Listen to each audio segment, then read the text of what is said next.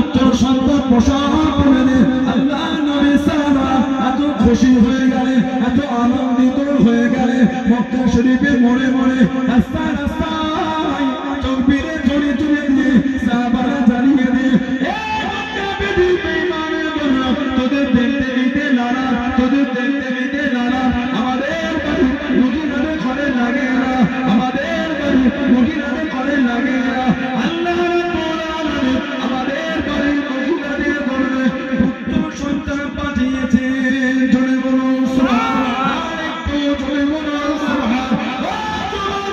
আল্লাহ নবী এত খুশি হয়ে গেলেন, আল্লাহ নবী এত আনন্দিত হয়ে গেলেন, হযরত আব্দুল্লাহকে চলে দিয়ে আল্লাহ নবী নূরের মুখের মধ্যে একটু খেজুর ভরে চিবিয়ে চিবিয়ে নরম করে লালা শরীর বাজা খানো, থুতু শরীর বাজা খানো।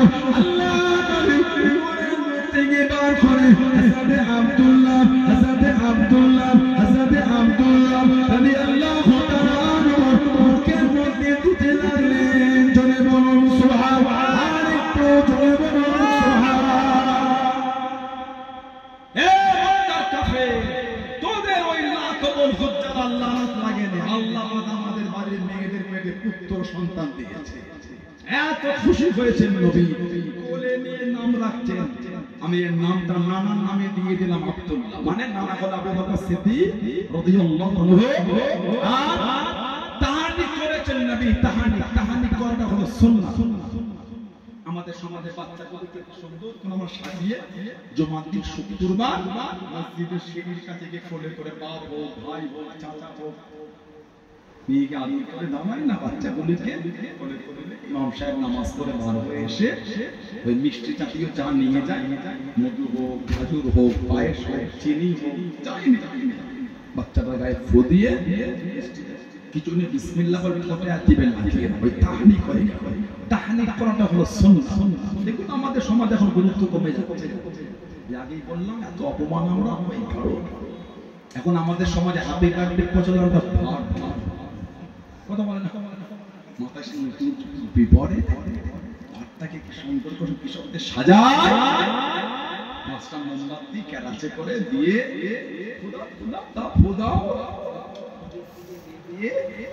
হাতে হাতে ঢালা একটু ঠাকাও ঠাকাও, হাতে হাতে ঠেকিয়ে কেকটা কেটে খাও, হ্যাপি বার্থডে খাও, নাউজুবিল্লাহ বলেন, নাউজুবিল্লাহ। আল্লাহ শরীয়তে এটা হচ্ছে হারাম। আমার নবী বলে মান তাশাবি কওমিন ফাহুয়া মিনহুম, যে দল যার অনুকরণ করবে কিয়ামতে হাসরটা তার সাথেই হবে। জন্মদিন পালন করা হারাম না, এটা আবার কি আপনি জন্মেছেন আজকে সুন্নাত পড়ে মাগরিবের পরে কি হিসাব করে নামাজ শেষ করে 4 রাকাত নফল নামাজ পড়ে কেঁদে কেঁদে আল্লাহ এই দিন আপনি আমাকে দুনিয়ায় পাঠিয়েছেন, আল্লাহ বিগত জীবনের গুনাহগুলি মাফ করে দেন, আল্লাহ আমাকে সুস্থ রাখেন, বাকি জীবনটা আল্লাহ আপনার শরীয়তে কাটাবার তৌফিক দেন। এইভাবে হ্যাপি বার্থডে করলে হারাম না।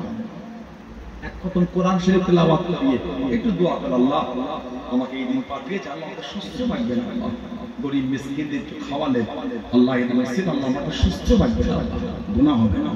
উনি বড় পালাকে কিনেছে, মশার দেখে মিয়মন কোম্পানি খুলেছে, কথা বলে না যে ওই মশার থেকে কদম তলার দিকে যেতে বাম হাতে বড় পাড়া ওটার দিকে সুন্দর করে লেখে দিকে মোমবাতিতে নিবচ্ছেন বলে চলে তিনজন মিলে একসাথে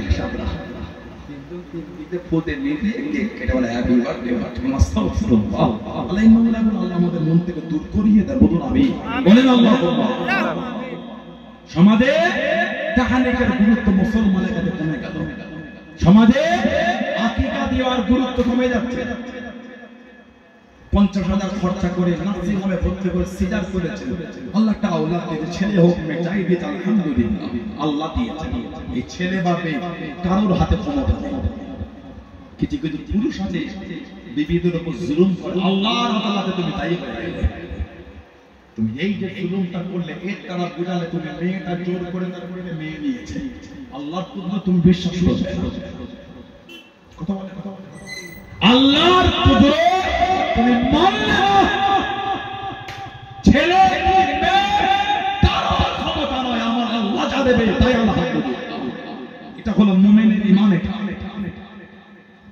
কোনটাকে পরের বাড়ি পাঠিয়েছেন, 5টা মেয়ে বলে সেদিন যদি কোনায় বাড়ি পাঠিয়ে দেয় সেদিন বুঝবেন পরের মেয়েকে জুলুম করার আনন্দটা কতটা। আমাদের বাড়ি কিছু কিছু ছেলে আছে বেশি কিছু বললে পারে 3 মনোদবিক করে লা হাওলা ওয়ালা কুওয়াতা ইল্লা বিল্লাহ। খুব সুন্দর সহজ, একবার দুবার তিনবার হয়ে গেল, তাই না? ভাববেন আল্লাহ আপনাকে কিন্তু 3টে গুণ দিয়েছে। আল্লাহ আপনার বাড়ি তো 3টে গুণ, 3টে গুণায় যদি আর একটার সময় 1 2 3 গুণে পাঠিয়ে দেয় সেদিন বুঝবেন 1 2 3 এর গল্পটা কত সুন্দর। আল্লাহ শরীয়তে 1 2 3 বলার অধিকার দিয়েছে, একটা বিধানে দিয়েছে, একটা বিধানে দিয়েছে। আপনি তো ইচ্ছা করে ওর উপর জুলুম করছেন। আমাদের সমাজে কিছু মেয়ে আছে ইচ্ছা করে স্বামীর উপর জুলুম করে, ওই মেয়েগুলো আল্লাহ তাই সারাদিন ছেলেটা কাজ করে ব্যবসা ছেড়ে চাকরি করে বাড়ি এলো, স্ত্রী একটু আগে যাও গামছাটালে হাত মুখ ধোবে, একটু 1 গ্লাস পানি দাও, উনি ফোন নিয়ে ব্যস্ত।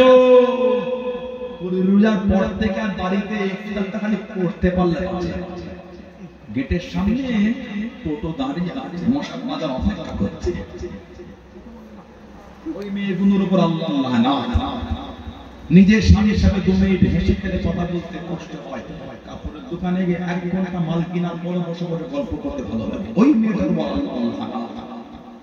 আল্লাহ পাক এই মেয়েগুলিকে সুবুদ্ধি দান, আল্লাহ আমাদের ওই ভাইগুলিকে সুবুদ্ধি দান, আল্লাহ প্রত্যেক স্বামী স্ত্রী ভালোবাসা দিয়ে দেয়। বলুন আল্লাহুম্মা আমিন, বলে আল্লাহুম্মা আমিন। বর্তমান 100টা ঘরের মধ্যে 50টা ঘর স্বামী স্ত্রী অশান্তিতে চলছে, কারণ আমরা ফোনে উপর ডিপেন্ডেন্ট বেশি হয়ে গেছি।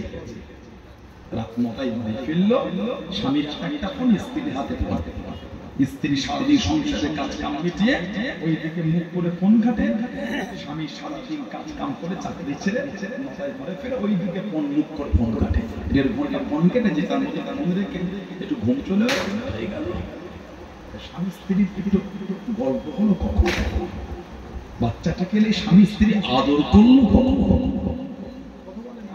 ওই জন্য আমাদের বাড়ি 6 মাসের ছেলেটা ফোন না হলে ভাত খায় না, 2 বছরের ছেলে ফোন না হলে ভাত খায় না।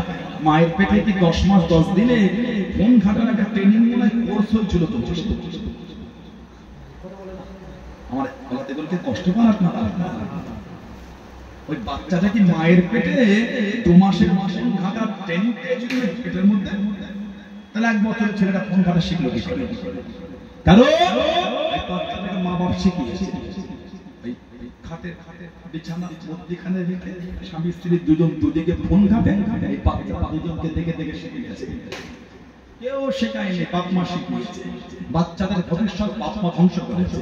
এখন 1 বছর হলো ফোন না মেরে ভাত খাচ্ছে না, এখন তার মেরে লাভ হবে না, পারলে ওই চটটা বাচ্চাকে না মেরে নিজের চটটা নিজের গালে মারে, উচিত শিক্ষা হবে। কথা ঠিক না ভুল বলছি? আপনি তো শিখালেন বাচ্চারা ঘুমায়নি, তার সামনে ফোন ঘাটছে। মেডিকেল ডিপার্টমেন্ট বলে যত খুশি বাচ্চাদের সামনে ফোন কম ঘাটবেন। কেন? যত বেশি বাচ্চা ফোন ঘাটবে বাচ্চাগুলি বাপ মা থেকে শিখবে। ওরা তো কাদা, বাচ্চা হলো কাদা নরম মাটি, যেমন ডিজাইন করবেন তেমন হবে। ছোটবেলায় আমরা টেপ রবার করতাম, মনে আছে? আমরা করেছি টেপ রবার, এখন তো এই সাথে খেলে না, আমরা খেলতাম।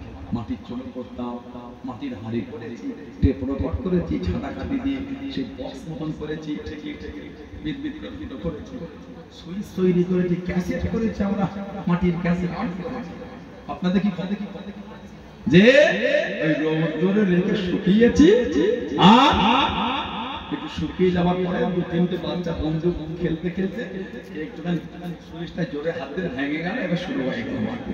এই ওকে মারো তো, কি খবর? না আমার টেপ ভেঙে দিয়েছে। কিসের টেপ? কত বলে না এখনো বলুন। আল্লাহ আমাদের হেফাজত করুন, বলুন আল্লাহুম্মা আমিন। আমার ভাইরা বাচ্চা দুঃখ মাঝে মাঝে আমাদের কাছে ফোন আসে, হুজুর বাপের আকিকাটা দিতে পারবো? কে ফোন করলে বলেন তো? বাপের আকিকা দিতে পারবো। ফোনটা কি করতে? ছেলে করছে না বাপ করছে? আপনাদের বাপ মোল্লা পাড়ার ছেলে আকিকা বাপ দেয় না? বাপের একটা ছেলে বলে না? বলে ছেলে ফোন করে ভাবে না আকিকা মারবো, তার মানে এত বছর হয়ে গেল আকিকাও হয়নি। শরীয়ত কত সাধারণ কমে গেছে ভেবে দেখতে। 50,000 খরচা করে নাসিও সিজার করলেন, তখন 50,000 টাকা হলো, আল্লাহ একটা মেয়ে দিল, 5,000 টাকা থেকে খাসি কিনে আকিকা দিতে পারলেন না। আল্লাহ একটা ছেলে দিলে 10,000 টাকা খরচা করে দুটো খাসি কিনে আকিকা দিতে পারলেন না। আল্লাহ রাসূল জন্মে 7 দিন, না হলে 14 দিন, না হলে 21 দিন তোমাদের বাচ্চাদের পক্ষ থেকে তোমরা আকিকা করে দাও। 14 দিন 21 দিন দূরের কথা, 21 বছর হয়ে গেছে আকিকা হয়নি। তার মানে গুরুত্ব কম। গুরুত্ব হলে দিয়ে দিতাম। আধার কার্ডের জন্য ওই 3 মাসের ছেলেটাকে নিয়ে লাইনে দাঁড়াতে পারলে গরমে বাচ্চা মাথায় ছাগল চাপা দিয়ে আল্লাহ শরীয়তের বিধান মানতে আকিকাটা হতো না কেন? বলে পাসপোর্ট করার জন্য 13 বছরের বাচ্চাটাকে কোলে করে মা গিয়ে ক্যামেরার সামনে দাঁড়িয়ে বাচ্চা মাগুনে টিপ দিয়াতে পারলে রোদে লাইন দিয়ে আল্লাহ শরীয়ত মেনে 14 দিন 21 দিন 7 দিন আকিকা হচ্ছে না কেন? তাহলে আল্লাহ শরীয়ত আমাদের কাছে গুরুত্ব কমে গেছে। বলে ঠিক বলছে না ভুল বলছে?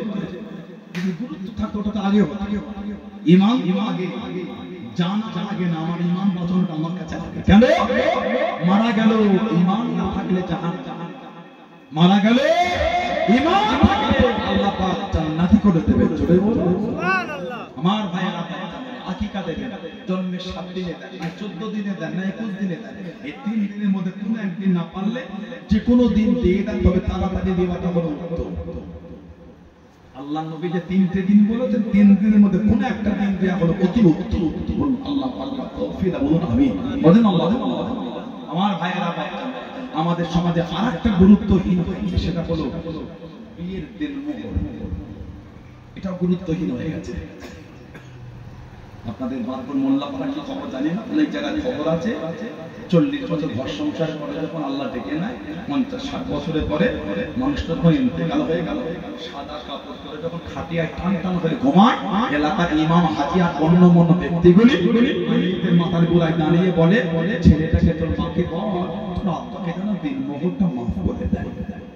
এগুলো হয় আপনাদের এলাকায়, হয় সূক্ষ্মভাবে ভেবে দেখেন। 40 বছর ঘর সংসার হলো, ছেলেগুলি বড় হয়ে বিয়ে করে নাতি নাতনি হয়ে গেল, এখনো দিন মোহর মিটাবার সময় হলো না। সেই 40 বছর আগে বিয়ে, প্যান্ডেল হয়ে চলেছে, 40 বছর প্যান্ডেলের টাকা কি এখনো বাকি?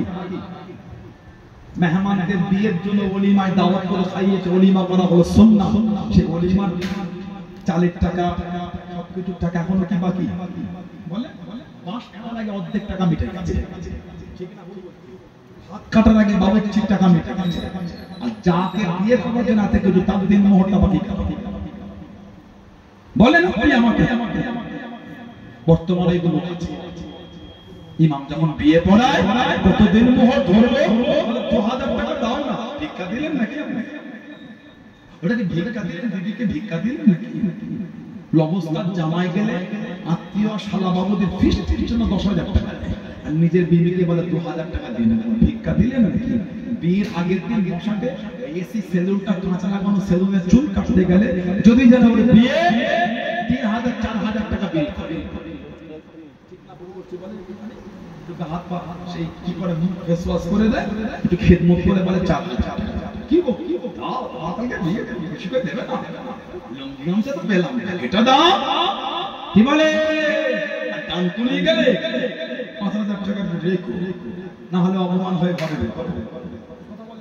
5000 টাকা চুল কাটতে দিতে পেরেছে, বিবির তেল মোহর দিতে 2000 টাকা, কত কি কোন গেল বলে। এই জামাটা পরে বিয়ে করতে গেল একবার পরে, 5 বার পরে ড্রেসটা মাঝে মাঝে পরে ধরে নাকি বলে না আল্লাহ বাবা একটা সংসারের উপরে আল্লাহ মজবুত রাখেন, আল্লাহ ভালোবাসা তার বোঝেন। আমি হুজুর শরীয়তে দেখে না বলেন 4টে আল্লাহ বলেছে, একটা হক আদায় করতে পারলে 4টে নিয়ত কি করতে হবে। একটা সংসারে স্বামী স্ত্রীর অশান্তি হচ্ছে, 4টে নিয়ত করতে বলে, আল্লাহ 4টে চাই, 4টে দিয়ে করা জায়েজ করে জানে, হক আদায় করা একটা ফরজ না। কত বলছেন না 4টে বিয়ের হুকুমটা কেন আছে? বিবির হক আদায় করা ফরজ, ওই জ্ঞানটা না। আমার ভাইরা বাপ জানে না, গডরেজটা কিনেছে 7,000 টাকা দিয়ে একবার পরার জন্য, আর যাকে সারাটা জীবন নিয়ে ঘর সংসার করবে তাকে দিচ্ছে 2,000 দেন, আবার চলছে চোজো বাজে কথা বলে না। তো যখন বিয়ে পড়ার নগদ দিয়ে দেন, আর 500 বাস্তিতে দিয়ে দেন, বিবি যদি মাফ করে মাফ, তাছাড়া মাফের কোনো গল্প নাই। স্বামীর যদি ভাবনা হয় আমি আমার বিবিকে দেন মোহর দেবো না, আল্লাহ শরীয়তে ওই মেয়েটা ওই ছেলেটার জন্য হারাম। সম্পর্ক হলে হবে জিনা, বাচ্চা হলে হবে অবৈধ সন্তান। কোন স্বামী যদি ভাবে আমি আমার স্ত্রী দেন মোহর দেবো না, আল্লাহ শরীয়তে ওই মেয়েটা ওই ছেলেটার জন্য হারাম। বর্তমান সময় সন্দিগ্ধনে হাজ্জুর করে বলে যায় 5,000 এর নিচে দেন মোহর করবেন। আর একটু ধনী মানুষ হলে 10,000 টাকা দেন, 20,000 টাকা, ওটা আপনার বিবির সম্মান। ওটা আল্লাহ এগুলো আমাদের বাড়ি ভাড়াগুলোকে আল্লাহ বোঝার তৌফিক দান বলুন আমিন বলেন আল্লাহ। যাদের বাকি আছে কালকের মধ্যে দিন মোহরটা মিটিয়ে দেবেন, এই চিন্তাগুলো কিন্তু ঠিক না। নবী সাহাবী হযরতে কায়েস রাদিয়াল্লাহু তাআলা আল্লামা ইবনে হাজার আসকালানি হুজুর আল ইসাবা ফি তামহিদ সাহাবার মধ্যে ওনার নাম লিখেছে হযরতে কায়েস, হযরতে কায়েস। আল্লাহ তাআলা সফরে বার হয়ে গেলে ও আমার মুরব্বি বাবা মায়েরা লোক আল্লাহ নবী সাহাবাদের নিয়ে বার হয়ে গেলে সাল্লাল্লাহু আলাইহি ওয়াসাল্লাম। আল্লাহ নবী দাঁড়িয়ে গেলে, আল্লাহ নবী রেস নিয়ে কিছু করবে জানিয়ে দে, ও বাবা সাহাবারা চলো চলো সফর করা শুরু করি। হযরতে কায়েস রাদিয়াল্লাহু তাআলা আনহু এত মান পিঠে নিয়ে এত মান উঠিয়ে নিয়ে আল্লাহ নবী জানিয়ে দিয়ে, আল্লাহ নবী সরিয়ে দিয়ে, ও তুমি কি সাফিনা হয়ে গিয়েছো, তুমি কি জাহাজ হয়ে গেলে, কতবার নিয়েছো বাবা, কতবার তুলেছো বাবা। ও তোমাকে আল্লাহ নবী তোমার বন্ধুর সিরায়